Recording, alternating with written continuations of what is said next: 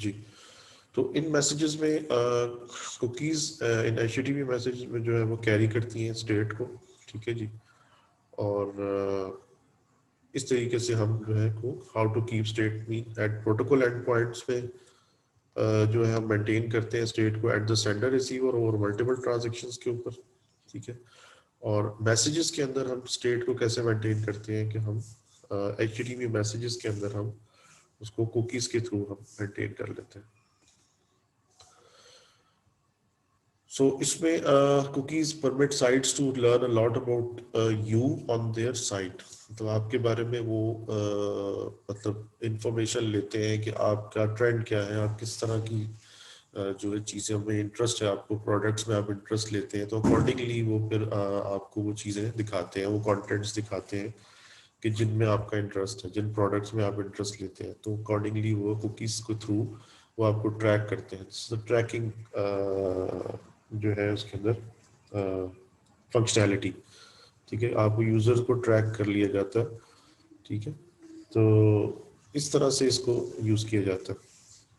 अब ईमेल की तरफ आते हैं कि जो ईमेल जो एप्लीकेशन है उसके अंदर जो प्रोटोकॉल यूज हो रहा है that is the SMTP protocol. उसके ईमेलिंग के अंदर 3 मेजर कंपोनेंट्स आते हैं, यूजर एजेंट्स आ जाते हैं, मेल सर्वर्स आ जाते हैं और सिंपल मेल ट्रांसफर प्रोटोकॉल जो कि यूज हो रहा होता है। तो इसके 3 मेजर कंपोनेंट्स हैं ईमेलिंग एप्लीकेशन के। एजेंट जो है user agent as known as mail reader, जो भी आप यूज कर रहे हैं कंपोजिंग के लिए, एडिटिंग, रीडिंग मेल मैसेजेस के लिए, इसमें आउटलुक यूज होता है, iPhone email client, outgoing incoming messages जो स्टोर होते हैं सर्वर के ऊपर, ठीक है। तो उसके लिए यूजर एजेंट यूज किया जाता है, कोई भी आप ईमेल क्लाइंट यूज करेंगे, राइट। उसके अंदर फिर मेल सर्वर्स जो है, मेल सर्वर्स में mailbox containing incoming messages for user, ठीक है। और उसमें मैसेज क्यू मेंटेन होती है मेल सर्वर्स के ऊपर। एक तो मेल बॉक्स होता है, मैसेज क्यू होती है outgoing to be send messages के लिए। और SMTP प्रोटोकॉल जो है इसके अंदर जो तीसरा कंपोनेंट है between mail servers to send email messages. अब SMTP प्रोटोकॉल जो है वो बिटवीन मेल सर्वर्स जो है यूज हो रहा होता है बेसिकली, राइट। तो कि सेंड करने के लिए बेसिकली यूज होता है, ईमेल को सेंड करने के लिए, ईमेल मैसेजेस को, राइट। तो बिटवीन मेल सर्वर जाहिर सी बात है कि एक आपका मेल सर्वर होगा जिसके थ्रू आप उसको रिक्वेस्ट करेंगे ईमेल के लिए, और वो आगे फिर जो डेस्टिनेशन मेल सर्वर होगा उससे कांटेक्ट करेगा, ठीक है। और फिर वो आगे फर्दर वो जो है ईमेल जो है वो सेंड होगी। और ये पोर्ट 25 के ऊपर ये ईमेल सर्वर जो है वो चल रहा होता है, SMTP सर्वर जो है वो रन हो रहा होता है। तो इसमें जो मेल सर्वर होगा वो एट टाइम्स जो है, यानी आपका जो सेंडिंग मेल सर्वर है वो क्लाइंट बन जाएगा, और जो रिसीविंग मेल सर्वर है वो सर्वर होगा, ठीक है। तो SMTP uses TCP यूज करता है under the line to reliably transfer email messages from client mail server initiating the connection to server port 25, ठीक है। जो इनिशिएट कर रहा है मेल सर्वर, जो कनेक्शन इनिशिएट कर रहा है वो क्लाइंट बन जाएगा, राइट, ठीक है जी। तो जैसे यहाँ पे दिखाया गया, आप देखें कि यहाँ पे क्लाइंट SMTP सर्वर है, ये सर्वर SMTP सर्वर है, ठीक है जी। तो ये आपका जो है सेंडिंग एंड के ऊपर जो है SMTP सर्वर है, जो कि जिसके थ्रू आप मेल सेंड कर रहे हैं। पहले ये कनेक्शन बनाएगा टू द डेस्टिनेशन, जो रिसीविंग एंड का जो SMTP सर्वर है उसके साथ कनेक्शन बनेगा पहले, ठीक है। और उसके बाद फिर वहां से रिस्पॉन्स आएगा और वो TCP कनेक्शन इनिशिएट होगा। तो 3 फेजेस हैं इसमें ट्रांसफर के।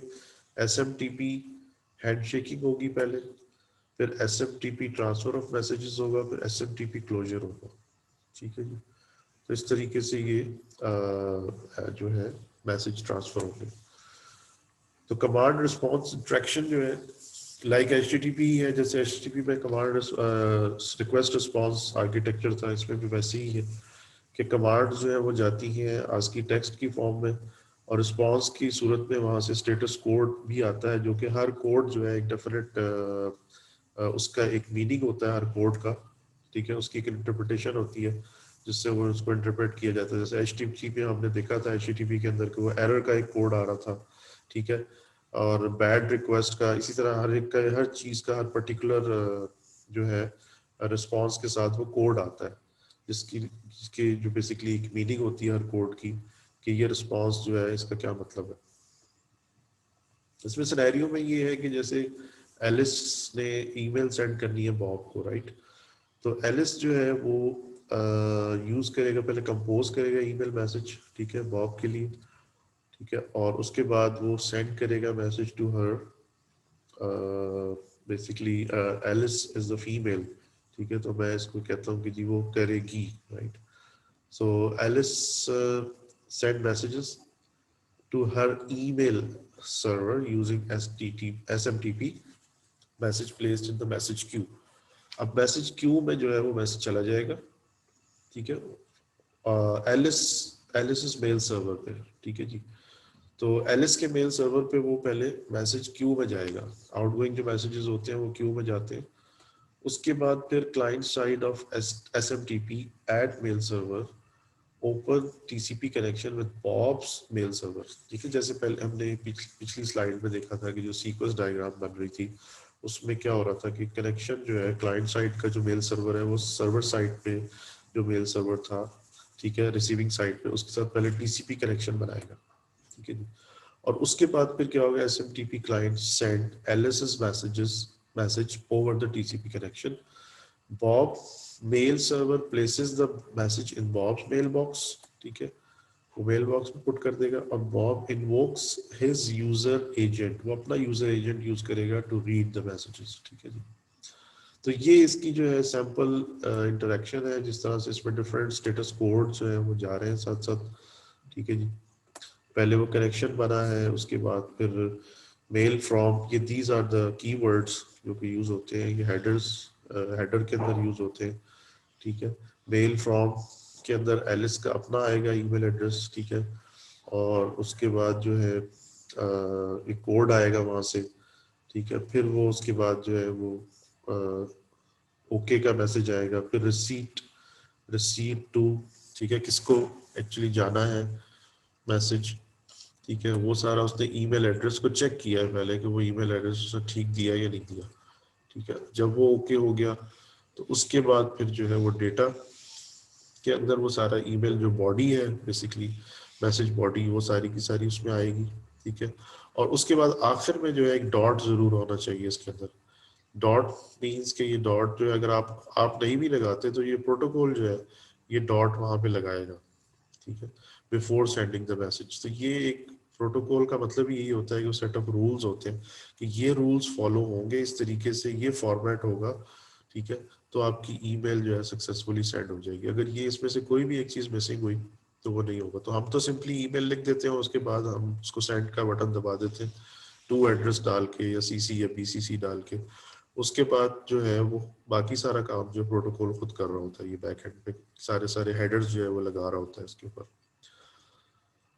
तो ये अब इसके बाद जो है लास्ट में उसने जो है वो क्लोज किया, ये क्विट का देखिए, क्विट की कमांड जो है, these are the commands, right?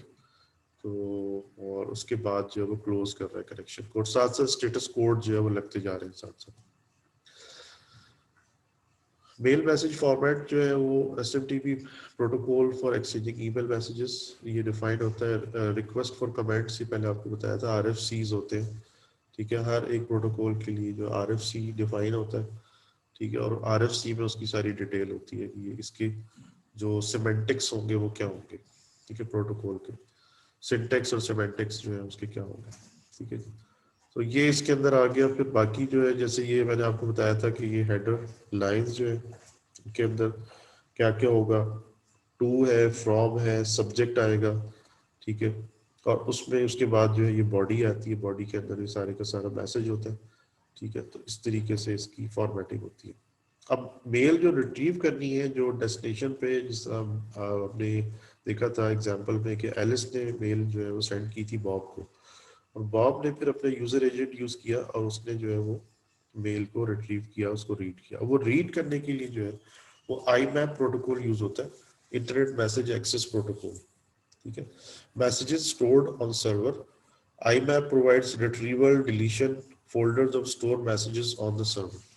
ठीक है, तो आई मैप के थ्रू पॉप प्रोटोकॉल भी यूज होता है, पोस्ट ऑफिस प्रोटोकॉल, या फिर आई मैप जो है वो यूज होता है, राइट।